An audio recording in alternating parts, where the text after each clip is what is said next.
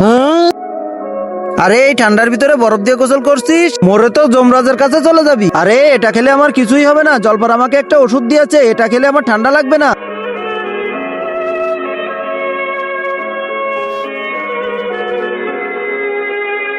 দেখেছিস আমার কিছুই হয়নি। আরে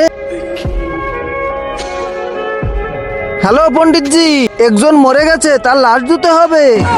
আরে আমি মরিনি, আমাকে জলপাড়ার কাছে নিয়ে যা। ওই ঔষধটা মনে হচ্ছে নকল ছিল।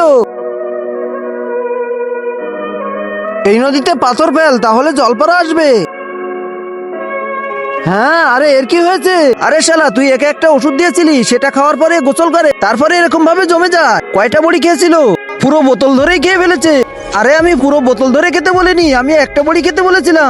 এর তো খেল কত, আমার তো কিছুই করার নেই। আরে শালা, আমার বন্ধুকে তাড়াতাড়ি ঠিক কর, তা না হলে তোকে গুলি করে মেরে ফেলবো। আমাকে গুলি করিস না, আমি তো একে ঠিক করতে পারবো না, একে ঠিক করতে পারবে আমার বাবা। ডাক্তার বাপকে নদীতে পাথর ফেলো।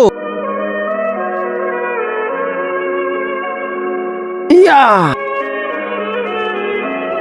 ভাই, এই ছোট পাথর দিয়ে হবে না, আর একটু বড় পাথর ফেলো।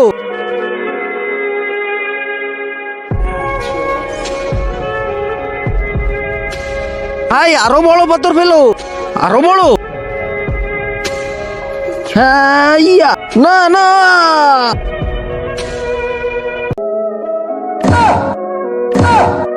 আরে শালা, তুই তো আমার বাপকে মেরে ফেলেছিস। আমি তোকে অভিশাপ দিলাম, তুইও বড় হয়ে যাবি।